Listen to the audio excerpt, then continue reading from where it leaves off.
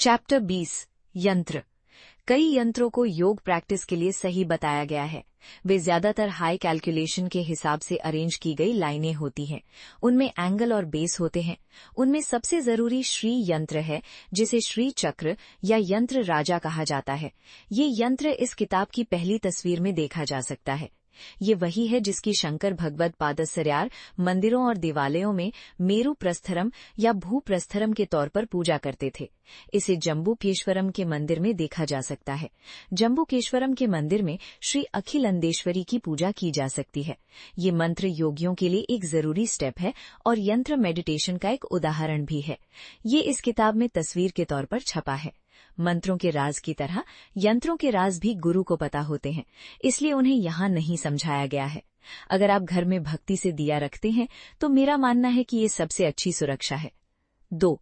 भले ही हम जो यंत्र चढ़ा रहे हैं उनके राज ना बताएं, लेकिन यंत्रों की पूजा करें। मैं कैलाश मुरई नीला प्रत्यार द्वारा बताई गई ध्यानम की बातों के बारे में लिख रहा हूँ। कैलाश इलाके के लोग कार्य सिद्धि के लिए यंत्र अनुष्ठान करते हैं। वे कागज या कपड़े पर लिखते हैं। वे पत्थर की मूर्तियां, मेटल की प्लेटें और लकड़ी के बोर्ड बनाते हैं और कभी कभी झंडे, मशालें और लालटेन भी जलाते हैं। उन्हें मंदिर के आंगन में वर्ण कोल के तौर पर भी रखा जाता है और साधक को सावधान रहना चाहिए और गुरु से निर्देश लेने चाहिए। अगर राक्षस आते हैं तो साधक को नुकसान होगा।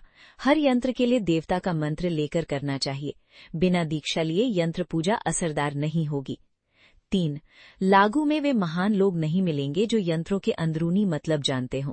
शुरुआत में गुरु शिष्य से पलटकर यंत्र लिखने के लिए कहेंगे। वे उसे सही मानसिक स्थिति भी बताएंगे।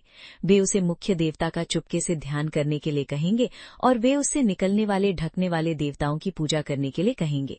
और बाद में वे उससे ढकने वाले देवताओं को मुख्य देवता में शामिल करने और मुख्य देवता को हर हिस्से में घुलने के लिए कहेंगे। फिर वो एक बिंदु में बदल जाएगा और किसी तरह का विकास हासिल करेगा, जैसे कि चमकदार होना या खुशबू होना। फिर वो बिंदु भी साधक में घुल जाता है। ये ध्यान उल्टा भी किया जा सकता है। 4. एक और कैलाश मुराई।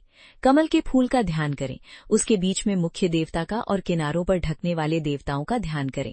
फूल बंद हो जाता है, ढकने वाले देवता भी मुख्य देवता में घुल जाते हैं और वो भी बंद हो जाता है और उससे ही एक रोशनी निकलती है और साधक में प्रवेश करती है।